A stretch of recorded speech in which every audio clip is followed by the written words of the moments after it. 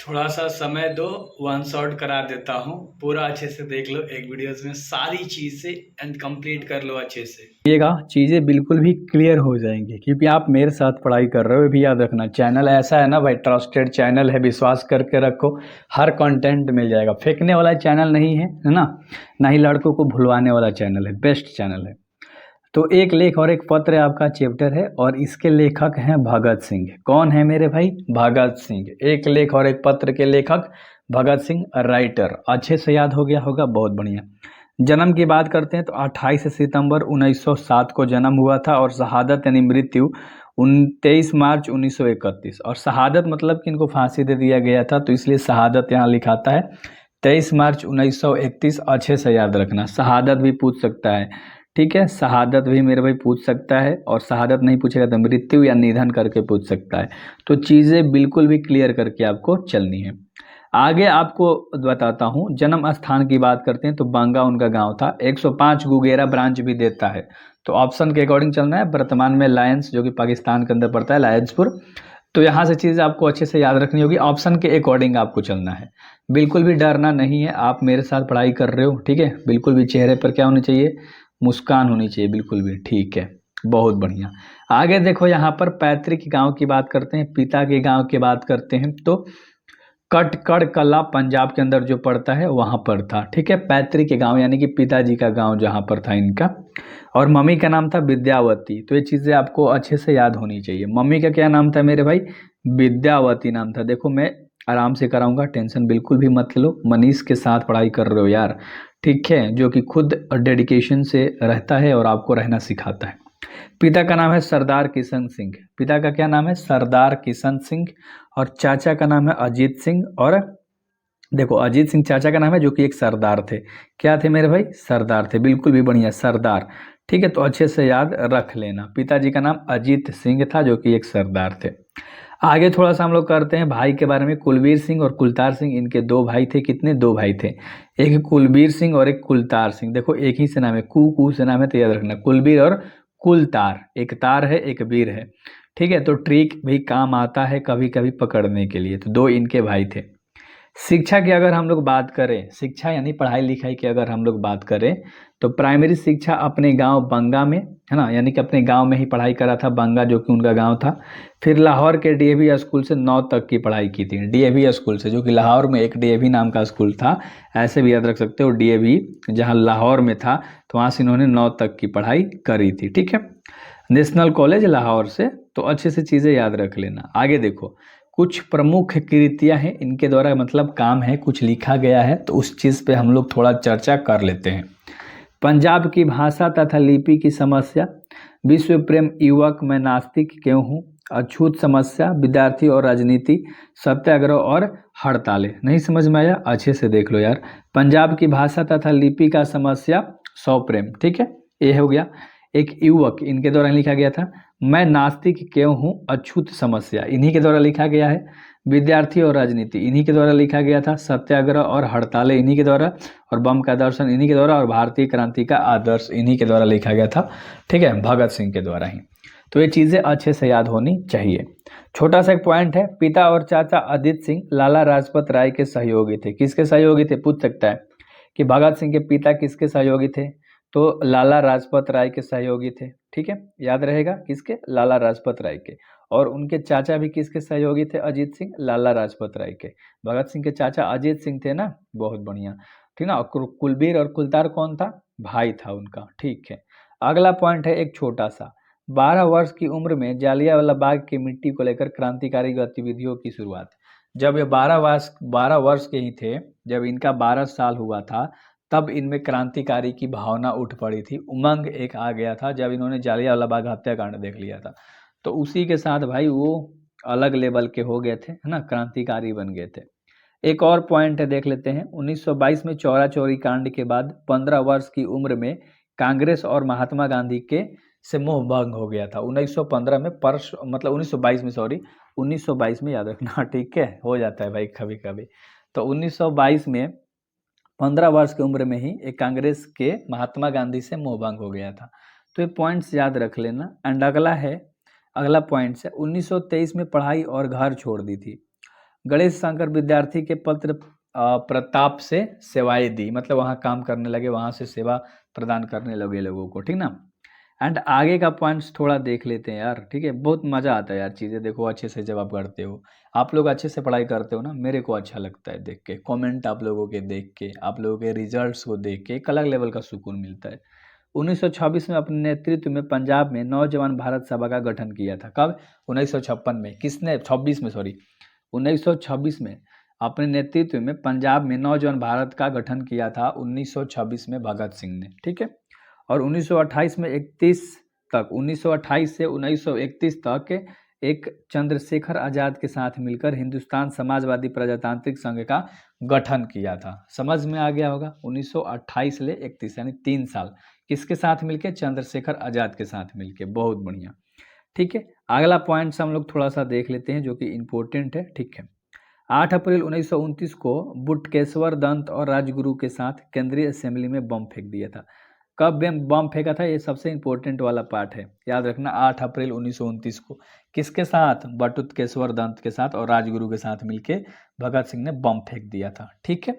बहुत बढ़िया, नाम याद होना चाहिए मेरे भाई। एंड अगला है अक्टूबर 1926 में दशहरा मेले में हुए बम विस्फोट के कारण 1927 में पहली गिरफ्तारी हुई थी। 1926 में दशहरा के मेले में बम फोड़ दिया था बड़ा सा, और 1927 के अंदर इनको ना गिरफ्तारी हो गई थी, यानी कि गिरफ्तार कर लिया गया था। तो इस तरह से सारे पॉइंट्स मैंने आपको बहुत डिटेल में बताए ना, 5-6 मिनट्स मैंने आपके लिए। तो मैं काफ़ी डिटेल नॉलेज आपको देने के लिए ट्राई करता हूँ, कि मैं नहीं चाहता कि बाकी चैनल की तरह आपको बुर्बक बनाया जाए। यहाँ से आपको बेस्ट कंटेंट दिया जाए एंड आप फोड़ दो एग्जाम में। सो बेस्ट ऑफ लक मेरे भाई, डू सब्सक्राइब। तो यार कुछ ढूंढना आपको नहीं पड़ेगा, ये ट्रस्टेड चैनल है, मैं आपको झूठ बोल के कोई भी चीज़ नहीं ठगता, ठीक ना। तो चलो आंसर इसका करते हैं फटाक से। पहला सवाल है, एक लेख और एक पत्र के रचनाकार कौन है, यानी कि इस चैप्टर को लिखा किसने है? तो आपको पता है कि भगत सिंह ने लिखा है, तो पहला का तो ऑप्शन देखने की कोई ज़रूरत नहीं है। सी नंबर वैसे आपको ऑप्शन दिख रहा है तो आप मार सकते हो कि भगत सिंह ने लिखा है, ये तो सबको याद होगा। लेकिन आगे जो भी क्वेश्चंस आएंगे वो सारे इंपॉर्टेंट वाले हैं, ठीक है। भगत सिंह के पिता सरदार किशन सिंह तथा चाचा अजीत सिंह किसके सहयोगी थे? तो लाला लाजपत राय के, है ना, लाला लाजपत राय के, बस इतना याद रखो, Lala Lajpat Rai. Option number B बिल्कुल भी आपका सही हो जाएगा, ठीक है, लाला लाजपत राय। एंड अगला सवाल है तुम्हारा 3 नंबर का, भगत सिंह किस उम्र में क्रांतिकारी गतिविधियों में शामिल हो गए थे? तो भगत सिंह जब 12 वर्ष के थे, कितने वर्ष के मेरे भाई? 12 वर्ष के, 12 साल के हुए ना, जिसे एक बचपन में ही जालियांवाला बाग हत्याकांड देख लिया, उसी समय हो गया। तो जब वो 12 साल के थे तो उनमें ना क्रांतिकारी गतिविधियों को लेकर एक चीज़ उमड़ पड़ा, है ना, और ये उसी की ओर चले गए। चौथा सवाल है, भगत सिंह ने चंद्रशेखर आज़ाद के साथ मिलकर किस संघ का गठन किया था? तो अच्छे से आपको बताना है किस संघ का गठन किया था। तो हिंदुस्तान समाजवादी प्रजातांत्रिक पार्टी का गठन किया था। ऑप्शन नंबर ए बिल्कुल सही होगा। मैं इतना आराम से इसलिए कराता हूँ कि आप सुनो तो आप याद करके तब अगले क्वेश्चन की तरफ जाओ। याद रखना, भगत सिंह को तथा महात्मा गांधी से मोह भंग कब हुआ था? भगत सिंह और महात्मा गांधी से मोह भंग कब कर लिए थे बताओ?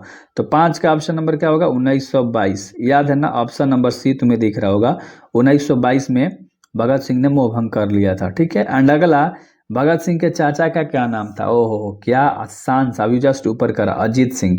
क्या नाम था? अजीत सिंह, ठीक है, जो कि एक क्या थे? सरदार थे। तो ऑप्शन दे सकता है कि अजीत सिंह क्या थे? तो नीचे 4 ऑप्शन देगा, तो सरदार थे, ठीक है। अगला 7 नंबर का सवाल, भगत सिंह प्रभावित थे? ओ कितना आसान सवाल है ना। भगत सिंह कार्ल मार्क्स से संबंधित थे, यानी कि सर भी प्रभावित थे, संबंधित थे, तो बहुत प्रभावित थे उनसे, उनके बातों से, उनके कामों से, कार्ल मार्क्स से, ठीक है, बहुत बढ़िया। एंड अगला सवाल है 8 नंबर का, गणेश शंकर विद्यार्थी किस पत्र संपादन करते हैं? मतलब पत्र का नाम बताना है कि कौन से पत्र का संपादन किए हैं। तो 8 का ऑप्शन नंबर क्या हो जाएगा? डी, प्रताप। बहुत बढ़िया, D, option number D, Pratap, ठीक है। एंड अगला सवाल है तुम्हारा, देखो ध्यान से, कुलबीर सिंह और कुलतार सिंह भगत सिंह के कौन थे? कुलबीर सिंह और कुलतार सिंह जो थे ना भगत सिंह के क्या थे? ये जो देखो कुलतार दिया है, कुलबीर दिया है, ध्यान से देखो, सॉरी मेरे भाई, सॉरी यार, सॉरी। सॉरी थोड़ा सा ठीक है। ये दोनों कौन थे, ध्यान से दीजिए, कुलबीर सिंह और कुलतार सिंह, ये दोनों क्या थे, एक भाई थे, किसके, भगत सिंह के। सी नंबर का ऑप्शन बिल्कुल भी राइट हो जाएगा, ठीक है। एंड अगला सवाल है 10 नंबर का, कौन सा निबंध भगत सिंह के द्वारा लिखा गया नहीं है। इसमें नहीं कह रहा है, तो कौन नहीं लिखा गया है, इसमें युवक नहीं लिखा गया है, ठीक है, तो बी नंबर का ऑप्शन आपका सही हो जाएगा। एंड अगला सवाल है 11 नंबर का, प्रताप के संस्थापक संपादक कौन है, प्रताप। तो ये क्वेश्चन आप जस्ट जानते हो, गणेश शंकर विद्यार्थी, ए नंबर का ऑप्शन बिल्कुल भी राइट हो जाएगा, ठीक ना। एंड अगला सवाल है 12 नंबर का, मतवाला पत्रिका कहाँ से निकलती है। मतवाला पत्रिका कलकत्ता से निकलती है, कलकत्ता या कोलकाता, कैसे भी देता है, कलकत्ता भी देता है और कोलकाता भी देता है, तो ऑप्शन नंबर ए अच्छे से याद रखना, ठीक। अगला सवाल है 13 नंबर का, क्वेश्चन अच्छे से देखना है आपको कि विद्यार्थी और राजनीतिक शीर्षक किसका लिखा हुआ है। विद्यार्थी और राजनीति शीर्षक किसके द्वारा लिखा गया है, तो वह लिखा गया था भगत सिंह के द्वारा, किसके द्वारा, सी नंबर, भगत सिंह के द्वारा। एंड अगला 14 नंबर का सवाल है कि बंदी जीवन किसकी रचना है। अरे यार, ये भी सवाल आसान है, सचित्र सन्याल का, सचिंद्र सन्याल का, डी नंबर, सचिंद्र सन्याल का बंदी जीवन लिखा गया है, ठीक है। एंड अगला, भगत सिंह का जन्म कब हुआ था। भगत सिंह का जन्म 28 सितंबर 1907 को हुआ था, ठीक है, ए नंबर का ऑप्शन बिल्कुल राइट हो जाएगा। एंड अगला सवाल है 16 नंबर का, चौरी चौरा कांड कब हुआ था। चौरी चौरा कांड 1922 में हुआ था, बी नंबर का ऑप्शन सही है, 1922 में चौरी चौरा कांड हुआ था। भगत सिंह गणेश विद्यार्थी द्वारा निकाली गई किस पत्रिका से जुड़े थे। भगत सिंह प्रताप पत्रिका से जुड़े थे, ऊपर भी आपने क्वेश्चन करा कि प्रताप के संपादक कौन है, गणेश विद्यार्थी, बहुत बढ़िया। एंड अगला सवाल है 18 नंबर का, भगत सिंह को फांसी दी गई थी, डेट बताना है ना। तो भगत सिंह की फांसी दी गई थी 23 मार्च 1931। शहादत भी पूछ देगा, शहादत, तो शहादत तो पूछेगा तो यही डेट बताना है, मृत्यु पूछेगा तो यही डेट बताना है, फांसी दी गई थी यही डेट बताना है, ठीक है, याद रखना, शहादत माने होता है फांसी। अगला, यानी कि देश के लिए आज़ाद हो गए थे। मैं नास्तिक क्यों हूँ, यह किसका लेख है। मैं नास्तिक क्यों हूँ, यह भगत सिंह के द्वारा लिखा गया है, ठीक है, तो भगत सिंह का लेख हुआ, ठीक। अगला सवाल है 20 नंबर का, भगत सिंह को अपने लिए सजा के संबंध में क्या विश्वास था। अरे यार, सजा के संबंध में क्या विश्वास था यार, मृत्युदंड, यानी कि साफा मार देंगे जान से, फांसी दे दे चाहे जीवन कैद दे दे, तो उनको फांसी दे दिया गया था, सी नंबर, ठीक है। अगला सवाल है तुम्हारा 21 नंबर का, भगत सिंह किसे घृणित तथा कर्तव्यपूर्ण मानते थे। तो देखो, देश के सेवा, देश की भावना या आत्महत्या। आत्महत्या कहते थे कि तुम मर जाओगे खुद से, एक घृणित बात है, ठीक है, हार नहीं माननी चाहिए जिंदगी में। एंड अगला है कि प्रिंट कपोटकिन कौन था। प्रिंट कपोटकिन कौन था, तो वह एक अर्थशास्त्र के विद्वान थे, है ना, ये तो याद हो गया होगा, थोड़ा सा नाम टेढ़ा है, और अर्थशास्त्र के विद्वान थे, तो चीज़ें बिल्कुल क्लियर हो गई होंगी। एंड अगला है 1926 में भगत सिंह ने किस दल का गठन किया था। 1926 में भगत सिंह ने नौजवान भारत सभा का गठन किया था, बी नंबर का ऑप्शन सही है। मैं आपसे बोलता हूँ ना कि मैं आपको झूठ नहीं बोलूँगा, जो भी इंपॉर्टेंट क्वेश्चन है वही दूंगा, ये नहीं बोलूँगा कि ये लड़ जाएगा, वो लड़ जाएगा, वो लड़ जाएगा। अरे भाई, सारे चैप्टर्स कर लो, 21 चैप्टर हैं तुम्हारे, बस सबके ऑब्जेक्टिव्स कर लो, 30-30 को कर लोगे ना, तो सब लड़ जाएगा तुम्हारा, काहे लड़ डरते हो यार। 1914 में भगत सिंह किस पार्टी की ओर आकर्षित हुए थे। 1924 में गद्दर पार्टी की ओर, 1924 डेट याद रखना, गद्दर पार्टी, 24 गद्दर पार्टी, 24 गद्दर पार्टी, ठीक है। एंड अगला, भगत सिंह ने अपने नेतृत्व में पंजाब में नौजवान भारत सभा का गठन कब किया था। अपने नेतृत्व में पूछ रहा है, भगत सिंह ने अपने नेतृत्व में कब किया था, ईस्वी का नाम बताना है, तो ईस्वी का नाम है 1926, डी नंबर 1926, ठीक है। अगला सवाल है, भगत सिंह को शहादत कब हुई थी। शहादत यानी फांसी, वही सवाल फिर से, और इसमें हमें ऑप्शन देने की जरूरत नहीं है, यही होगा, 23 मार्च 1931 की मृत्यु, फांसी दी गई थी, ठीक है। अगला सवाल, भगत सिंह ने अपने मित्रों के साथ केंद्रीय असेंबली में बम कब फेंका था, डेट बताना है। तो अपने मित्र के साथ मिलकर यार उन्होंने बम फोड़ दिया था असेंबली में ही, कब, 8 अप्रैल 1929 को, बी नंबर का ऑप्शन याद रखना। इस चैप्टर में थोड़ा सा आपको टेढ़ा लगेगा क्योंकि ज़्यादा डेट वाला है, डरना बिल्कुल भी मत। एक लेख और एक पत्र के रचनाकार कौन है, भगत सिंह। ये आसान सवाल था नहीं, बहुत आसान सा सवाल था। 2 और ऑब्जेक्टिव हम लोग करेंगे। 29 नंबर देख लो, अजीत सिंह भगत सिंह के क्या लगते थे। अजीत सिंह भगत सिंह के चाचा थे, जो कि एक सरदार थे। तो ये तो आपको याद हो गया होगा। एंड लास्ट ऑब्जेक्टिव, भगत के हृदय में किस भावना का कोई स्थान नहीं था? तो भगत के हृदय में ना प्रेम, प्रेम का कोई स्थान नहीं था। ठीक है, बाकी तो उनमें सब थी यार। ठीक है, प्रेम का, अगर ये मान लो अब प्रेम में होते तो इतने क्रांतिकारी थोड़े ना होते यार। सब देखते कि परिवार भी देखना है, माँ को देखना है, पिता को देखना है, चाचा को देखना है, भाई को देखना है। तो इस तरह से बहुत कम था इनके हृदय में। तो वही बोलता हूँ ना यार, डिटेल में तैयारी करो मेरे साथ। ठीक है, ठीक ना? तो प्रश्न उत्तर पे ध्यान लगाएंगे। देखो, विद्यार्थियों को राजनीति में क्यों भाग लेना चाहिए, राजनीति क्यों करना चाहिए, पॉलिटिक्स ज्वाइन क्यों करना चाहिए विद्यार्थी को, स्टूडेंट्स को, पढ़ने वाले लोगों को? तो भगत सिंह का जो समय था ना, वो आज़ादी का समय था। उन्होंने कहा कि कल के समय देश का भागदौड़ नौजवानों के हाथ में होगा। अभी तो हम लोग लड़ रहे हैं देश आज़ाद कराने के लिए, लेकिन जब बाद में देश आज़ाद हो जाएगा तो जो पूरा देश है वो युवा के हाथों में हो जाएगा, नौजवानों के हाथों में हो जाएगा। अगर उनको राजनीति का ज्ञान नहीं रहेगा तो वो कैसे देश की स्थिति को संभालेंगे? भगत सिंह का कहना था, ये बात कौन कहता है? भगत सिंह कहते हैं। उनको संभालना सीखना होगा, ठीक ना? इस देश को ऐसे नौजवान की आवश्यकता है जो तन मन धन देश को अर्पित कर दे और पागलों की तरह सारी उम्र देश के लिए न्यौछावर कर दे। यानी कि देश के प्रति बहुत प्यार होना चाहिए। जबकि थोड़ा सा और है मेरे भाई, यह काम परिवार में रहकर नहीं किया जा सकता है, क्योंकि विद्यार्थी का जंजाल से दूर होते हैं। मतलब विद्यार्थी लोग जो होते हैं ना, जंजाल से दूर होते हैं, इसलिए उन्हें राजनीति में भाग लेना चाहिए। अब विद्यार्थी लोग समझते हैं कि राजनीति की एक जंजाल वाली चीज़ है, टेंशन वाली चीज़ है, आते ही नहीं है। बट उनका कहना है कि भाई इन्हें ट्राई करना चाहिए, है ना? दूसरा सवाल है तुम्हारा, इंपॉर्टेंट है, देख लो। भगत सिंह को विद्यार्थी को क्यों अपेक्षाएं थी? मतलब भगत सिंह को विद्यार्थी से क्यों अपेक्षाएं थी, उम्मीदें थी, है ना, एक आशा थी।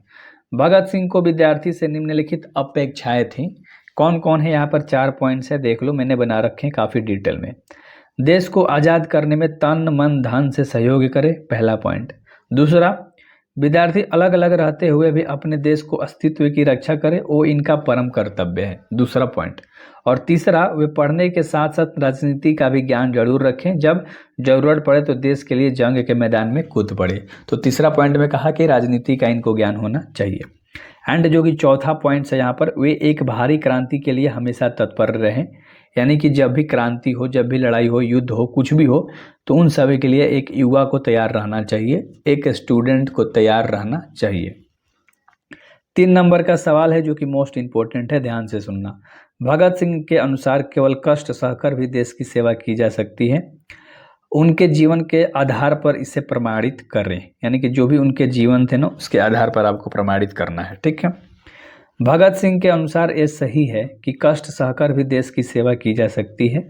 देश की गुलामी की स्थिति भगत सिंह को बहुत ज़्यादा बेचैन करती थी। जब ये गुलाम देश, मतलब हम लोग का जब गुलाम था, दूसरे काउंटर में था, तो इनको बहुत परेशान करती थी, बेचैन करती थी।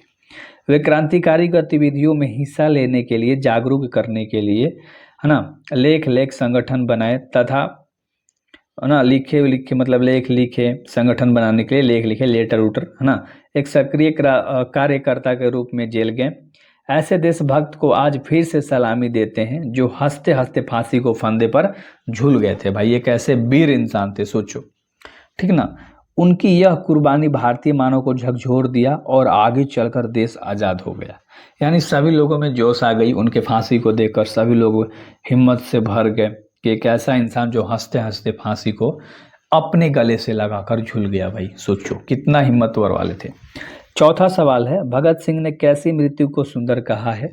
वे आत्महत्या का रास्ता कहते हैं। इस संबंध में उनके विचारों को स्पष्ट करें। तो अच्छे से देखो आंसर क्या है। भगत सिंह ने कहा कि आज़ादी के लिए संघर्ष करते हुए मृत्यु दंड के रूप में मर मिलने वाली मृत्यु से कोई मृत्यु सुंदर नहीं होती है। यानी कि देश के लिए मरना एक अलग लेवल की सुंदरता है, शक्ति, क्योंकि यह आगे आने वाली पीढ़ी में आज़ादी के लिए संघर्ष के लिए एक जुनून पैदा करेगी। देखो सोच उनका, वो मर गए फिर भी बोल रहे हैं कि मेरी मृत्यु कभी जायज़ नहीं जाएगी, आने वाले बच्चों में ये इंस्पायर करेगी बच्चों को। व्यक्तिगत कष्ट और दुखों से चलने वाले आत्महत्या को कायरता मानते हैं। वे अपने साथी को पत्र के माध्यम से बताते हैं कि विपत्तियां को इंसान का पूर्ण बनाती है। मतलब अगर इंसान के पास खराब विपत्ति है तो उसे पूर्ण बनाने के लिए सक्षम हो जाती है, मतलब सहायता करती है। उनसे बचने के लिए आत्महत्या का रास्ता चुनना बहुत ही कायरता है। अगर आपके लाइफ में बहुत ही कड़वी चीज़ें चल रही है, लाइफ अनबैलेंस हो गया है, तो आपको आत्महत्या नहीं करना है यार, ठीक है। मोटिवेशन लाना है अपने अंदर, वो चीज़ें बोलते हैं कि आत्महत्या नहीं करनी है, ठीक है। 5वां सवाल है, भगत सिंह रूसी साहित्य को इतना महत्वपूर्ण क्यों मानते हैं? वे एक क्रांतिकारी से क्या अपेक्षाएं रखते हैं? तो आंसर सुनो, भगत सिंह रूसी साहित्य को इतना महत्वपूर्ण इसलिए मानते हैं क्योंकि उस साहित्य में जीवन के वास्तविकता का चित्रण मिलता है। उनकी कहानियां में कष्टमय दृश्य पढ़ने वाले के मन में एक विशेष आत्मबल पैदा करना जरूरी है। एक क्रांतिकारी से यह अपेक्षाएं की जा सकती है कि वह दुख और कष्ट को सहने के लिए हमेशा तत्पर रहे, क्योंकि क्रांति को शुरू होते ही मुश्किलें भी शुरू हो जाती हैं। जब क्रांतिकारी अगर आपको बनना है, कोई अच्छा चीज़ें करनी है ना, तो भाई उसके लिए तो कष्ट झेलना पड़ेगा। वो भगत सिंह भी बोल देते हैं। निम्नलिखित कथनों का अभिप्राय स्पष्ट करना है, तो नीचे क ख ग करके क्वेश्चंस दे रखे हैं, उसके बारे में बताना है। तो पहला सवाल है, मैं आपको बताना चाहता हूँ विपत्तियाँ इंसान को पूर्ण बनाने वाली होती हैं। उनका कहना है कि अगर इंसान के लाइफ में विपत्ति है ना, तो पूर्ण बनाती है इंसान को। आंसर सुनो, प्रस्तुत पंक्ति भगत सिंह के द्वारा एक लेख और एक पत्र से ली गई है। भगत सिंह सुखदेव सिंह को एक पत्र लिखते हैं कि विपत्तियां मनुष्य को उनसे सामना करने के लिए प्रेरित कराती हैं। मनुष्य उन विपत्तियों को दूर करने के लिए उपाय सोचने लगता है, तो वह अपने साथ साथ दूसरों को भी इस विपत्तियां से निपटने के लिए प्रेरित करता है। अगर एक इंसान विपत्ति से लड़ रहा है, कोई उसी विपत्ति से लड़ रहा है, तो भाई उसको प्रेरित करेगा कि देख मैं कैसे टैकल कर रहा हूँ, मैं कैसे सह रहा हूँ, उसी तरह से तेरे को भी सहना है। और विपत्तियां उसके व्यक्तित्व को पूर्णता की ओर ले जाती है, यानी कि एक अच्छाई की तरफ ले जाती है। इंसान फिर हार मानना छोड़ देता है, ठीक है ना। अगला सवाल है, हम तो केवल अपने समय की आवश्यकताओं की उपज हैं। कहने का क्या मतलब है, ध्यान से सुनना, आंसर इंपॉर्टेंट क्वेश्चन है। प्रस्तुत पंक्ति भगत सिंह के द्वारा रचित पाठ एक लेख और एक पत्र से ली गई है। भगत सिंह का मानना है कि देश के सामाजिक आर्थिक परिस्थितियां ही उस देश की आर्थिक परिस्थितियों को जन्म देती है। जिस समय में देश का आर्थिक सामाजिक परिवर्ती होगी, उसमें राजनीति का उथल पुथल होता रहेगा और शोषण के दमन चक्रों के खिलाफ संघर्ष होते रहेंगे, और हम जैसे जन्म लेते रहेंगे, यानी कि हम जैसे वीर वीर इंसान जन्म लेते रहेंगे। आगे जैसे जैसे परिस्थिति आती रहेंगी, उसके अनुसार इंसान ढालते जाएगा, खुद को लड़ते जाएगा, संघर्ष करते जाएगा। यार हार थोड़े ना मान सकता है, नहीं मानेगा। मनुष्यों को अपने अविश्वासों पर दृढ़तापूर्ण अडिग रहने का प्रयत्न करना चाहिए। तो इसका कहने का क्या मतलब है, आंसर सुनिएगा। प्रस्तुत पंक्ति भगत सिंह के द्वारा रचित पाठ एक लेख और एक पत्र से ली गई है। भगत सिंह कहते हैं कि मनुष्य को अपने विश्वासों पर संदेह नहीं करना चाहिए तथा दृढ़तापूर्ण अडिग होकर लगातार प्रयास करते रहना चाहिए। कहते हैं कि जब वे देश की आज़ादी के लिए अपना कार्य करते थे, तो उस समय नौ तरह के परेशानियों से डरकर अपना कार्य करना बंद कर देते। तो वो कह रहे हैं कि अगर मेरे पास इतनी समस्याएं आती थी, अगर मैं उन सब से डर के अपना काम बंद कर देता, तो ये मानव तन हमारे लिए व्यर्थ है। अगर मैं बंद कर देता तो ये जो इंसान का देह मिला है हमको, ये तो व्यर्थ हो रहता। हमें अपने विश्वासों पर दृढ़तापूर्ण अडिग होकर लगातार प्रयास करना चाहिए। हमें कभी भी हार नहीं माननी चाहिए, ठीक ना, ये कहते हैं। हमेशा प्रयास करते रहना चाहिए। अगला सवाल है, जब देश की भाग्य का निर्णय हो रहा है, तो व्यक्तियों के भाग्य को पूर्णतः भुला देना चाहिए। आज सब देश आज़ाद हैं। भगत सिंह के इस विचार का किस तरह मूल्यांकन करेंगे? देश आज़ाद हो गया है, हम लोग भगत सिंह के विचारों को किस तरह से मूल्यांकन करेंगे, बताना है। वीर क्रांतिकारियों, माँ भारतीय के सपूत भगत सिंह देश के आज़ादी के लिए जंग लड़ते थे। जब वे अपने साथी सुखदेव को पत्र लिखते हैं, तो कहते हैं, इस जग के ब्रिटिश सरकार द्वारा निश्चय ही मृत्यु दंड दी जाएगी। वो बोलते हैं कि भाई जो ब्रिटिश सरकार है ना, वो मेरे को मृत्यु दंड दे ही देगी, मैं जेल में कैद हूँ। मुझे किसी प्रकार की पुण्य क्षमा या नर्म व्यवहार की मेरी अभिलाषा यह है कि जब यह आंदोलन अपनी चरम सीमा पर पहुंचे, तो हमें फांसी दे दी जाए। साथ ही साथ कहते हैं कि मेरी यह भी इच्छा है कि यदि कोई सामान्यपूर्ण और उचित समझौता होना कभी संभव हो जाए, तो हमारे जैसे व्यक्तियों का मामला उसके मार्ग में कोई रुकावट या कठिनाई उत्पन्न करने के कारण न बने। क्योंकि जब देश के भाग्य का निर्णय हो रहा है, तो व्यक्तियों के भाग्य को पूर्णतः भुला देना चाहिए। सोचो ये क्या बोलते हैं कि जब मेरा मृत्यु हो, मेरे को जब फांसी दे दी जाए, ये बात किससे कहते हैं भाई? ये लिखते हैं भगत सिंह, खत लिख कर बताते हैं सुखदेव को कि ऐसा ऐसा होगा, मेरे को ब्रिटिश सरकार क्षमा नहीं करेगी और मेरा अभिलाषा भी नहीं है कि वो मेरे पर नम्र व्यवहार करे। मेरा मृत्यु दंड जब हो, मेरे को फांसी जब लगे, तो सब लोगों में एक अलग लेवल का जोश हो, एक क्रांति बढ़नी चाहिए, है ना, देश आज़ाद होना चाहिए। तो उसी तरह से उनकी सोच थी। सलाम है भाई ऐसे इंसान को। अगला सवाल, भगत सिंह ने अपने काशी के लिए किस समय की इच्छा व्यक्त की थी? वैसा समय को चुनते हैं। फांसी के लिए, सॉरी काशी नहीं, फांसी के लिए कौन सा समय चुनते हैं और उनकी इच्छा क्या थी? तो आंसर सुनो, भगत सिंह ने इच्छा व्यक्त की है कि जब देश की आज़ादी की लड़ाई अपने चरम सीमा पर हो तभी उन्हें फांसी दे दी जाए। व्यक्ति को लड़ाई के चरम पर आंदोलनकारी दल भावनात्मक रूप से बेहद संवेदनशील होते हैं।